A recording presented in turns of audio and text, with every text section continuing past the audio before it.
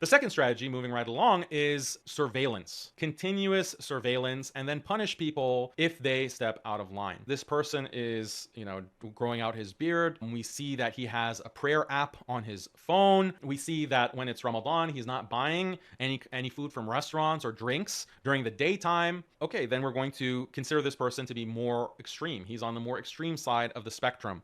So then you can limit that person's travel. You can maybe delete their passport. You can give them other kinds of demerits in the social credit system. And so this is something that is already happening in China, and leaked documents have revealed that this is how Muslims in China are being monitored and are at the mercy of this social credit system. But the problem is, when you have all of this data, how do you find the needle in the haystack? How do you find the real troublemakers, the people who are a real problem for the state? And this was the problem that the US government and other governments have faced, and that's where artificial intelligence comes in, because artificial intelligence can parse all of that data and automatically flag, using statistical indicators, any type of radicalism, quote unquote extremism, quote unquote future terrorism, quote unquote. And then the AI can punish those individuals, suspend the passport, as I mentioned, maybe close the bank accounts, or even more extreme things like strike them, with a drone strike. Why not? That kind of level, you can always justify, oh, well, this was a terrorist, he was planning to do some dastardly terrorism, so we had to take him out. That all that precedent has been set by the executive branch of the government in the United States, and other governments have even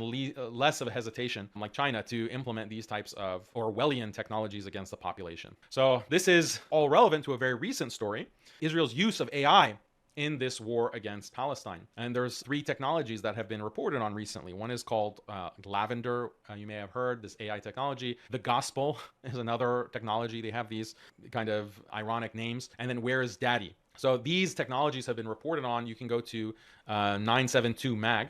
I'll share article. A mass assassination factory inside Israel's calculated bombing of Gaza, permissive airstrikes on non-military targets, and the use of an artificial intelligence system have enabled the Israeli army to carry out its deadliest war on Gaza. So it's using this specific technology, this artificial intelligence technology called the Gospel.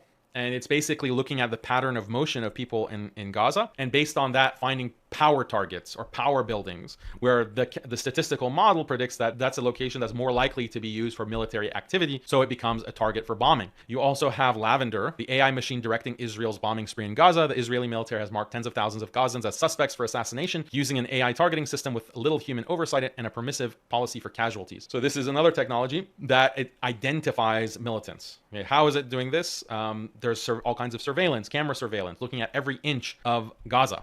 Okay, this is significant because when they have this type of camera satellite technology that's monitoring every inch of that part of the world, you have to question why certain camera footage or video footage doesn't exist for the atrocities that Israel claims occurred on October 7th. That's a separate discussion.